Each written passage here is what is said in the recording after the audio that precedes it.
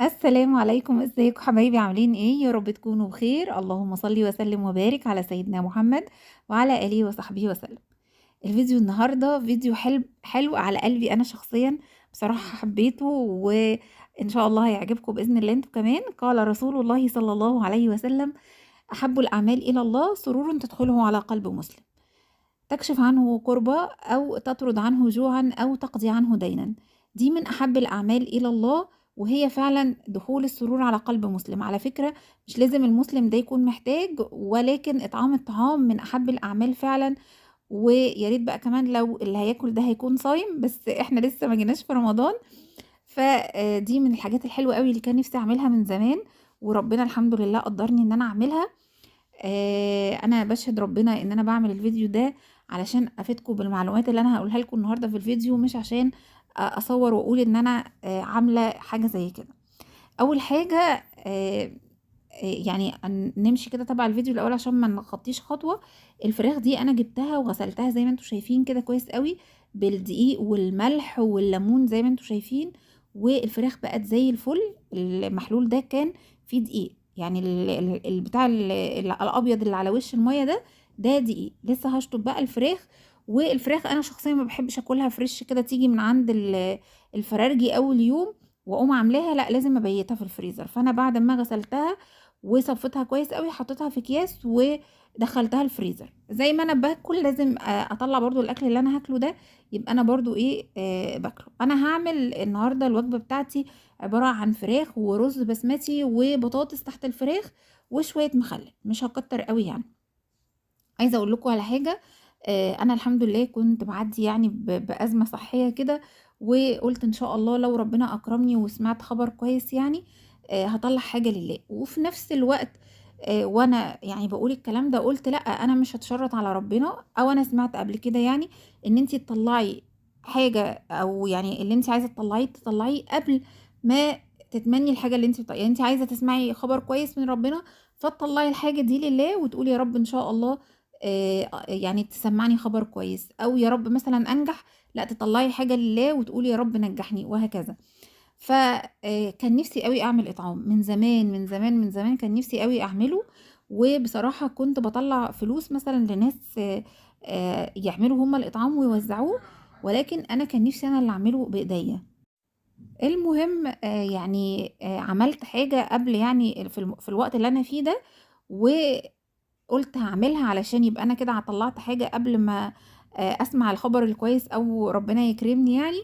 وبعد كده إن شاء الله كنت أنا يعني اليوم ده كنت رايحة للدكتور، وبعد كده علشان ما ابقاش طلّعت بعد ما رُحت للدكتور أعمل الإطعام أنا بنفسي، لإن أنا زي ما باقول لكم كده نفسي أعمله بجد. وفعلًا الحمد لله ربنا يعني جبر بخاطري وسمعت خبر كويس. وبعد بقى ما رجعت كام يوم كده والحمد لله ربنا قدّرني وعملت.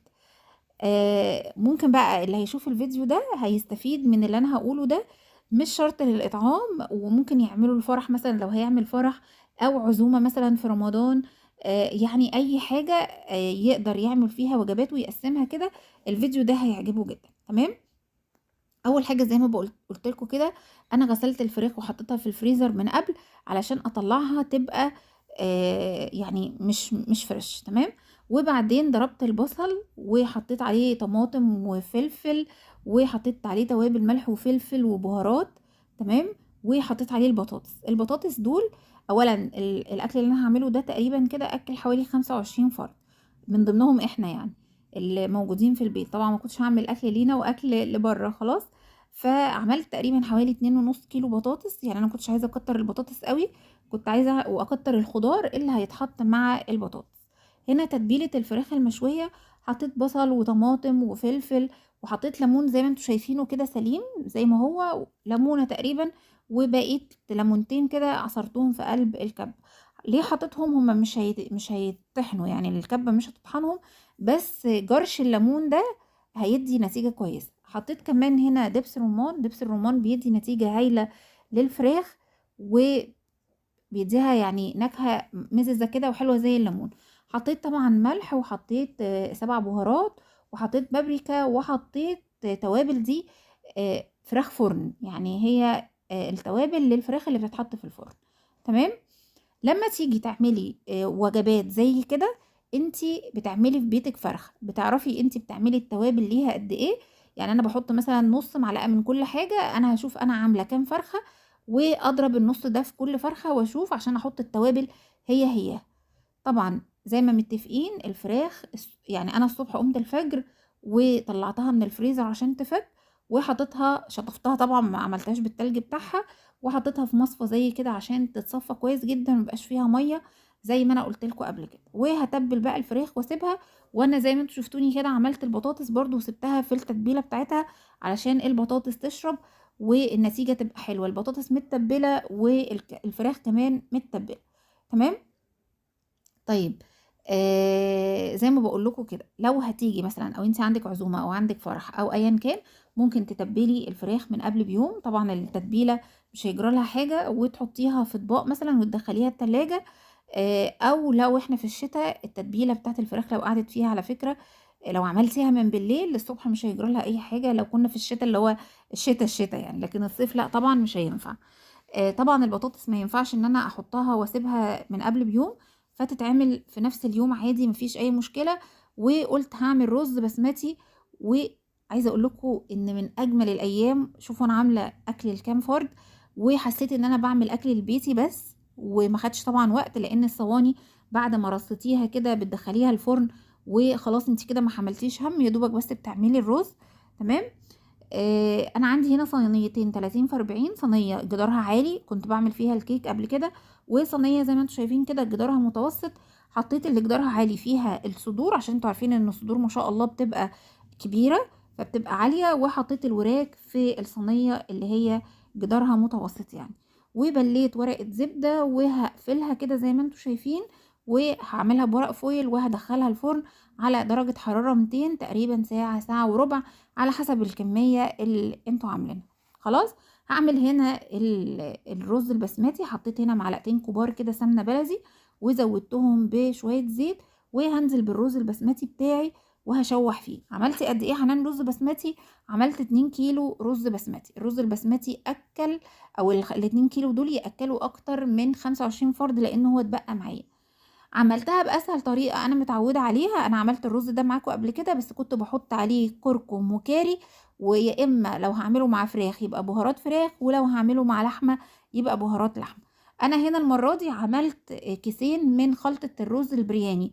الرز البرياني ده الخلطة بتاعة دي أنا عملتها معاكم قبل كده، وبتحطي الملح وبتسوي الرز عادي. والحمد لله الرز البسمتي بالذات بيبقى يعني لما بيبقى الكمية كبيرة هي بتبقى صغيرة الحمد لله، يعني ما بتتأثرش لأن كده الرز بياخد مية كتير. تعالوا بقى هنا شوفوا التركاية دي. ساعات كده وانتي مش واخدة بالك تقومي مزودة ملح في قلب الرز أو في قلب أي حاجة، بس غالبا الرز عشان أنا يعني هاقول لكم التركاية دي. فلما بتيجي تطلعي الشوربة أو المَيّة الزيادة، أو لو أنتِ زودتِ يعني مَيّة على الرز، ممكن يطلع في إيدِك شوية رز مع المَيّة اللي أنتِ هتشيليها. لما تحطي شوية تحطي مصفى كده في قلب الرز، تقدري تطلعي المَيّة بسلاسة جدًا من غير ما تاخدي معاها ولا نقطة رز في قلب الكبشة اللي أنتِ هتعمليها. وزودت تاني لأن أنا باقول لكم زودت الملح شوية، زودت شوية مية تاني وخلاص، وهسوي الرز عادي وهتشوفوه دلوقتي مفرفر وزي الفل. بصراحة انا بيجي عليا قبل ما بتشرب شوية كده في الرز بتاعي انا شخصيا ان انا احط شوية زبيب، بس حقيقي انا كنت فعلا هعمل كده، وخفت ان انا لو هوزع للناس، الناس مش كلها يعني ذوقها واحد، وممكن ناس تحب الزبيب في الرز وفي ناس ما تبقاش حباه وما تبقاش فاهماه كمان ازاي انا حاطه يعني زبيب في الرز. فمرضتش ان انا بصراحة احط، وقلت هاحط الرز سادة. زي ما انتم شايفين كده الرز نسري جدًا، مفرفر جدًا، يعني بصراحة كان طعمه يجنن، الأكل كان زي العسل. هو أكل مش مفتكس أوي ولا حاجة، بس حقيقي ما خدش وقت، اليوم كان حلو أوي، الأكل كان حلو جدًا، جدًا، والحمد لله اليوم عدّى على خير. تمام. أنا جبت الأطباق الفِل البيضا دي، بصراحة كنت عايزة أجيب الأطباق اللي هي السمرا اللي بتدخل الميكروويف، لقيت الطبق ب3 جنيه ونُص، وقُلت يعني أنا ما بيني وما بين نفسي، الطبق ده بجنيه وربع، فرق الأطباق أو فرق يعني تمن الأطباق، أجيب بيهم حاجة أحسن، يعني زيادة أحسن. تمام. بس فهو ده اللي أنا فكرت فيه، وكده برضه الأطباق كانت حلوة وأدت الغرض، وزي ما قلت لكم كده انا تقريبا حطيت 3 مغارف رز في قلب كل طبق، وما شاء الله الرز كفى اكتر من 25 وجبة.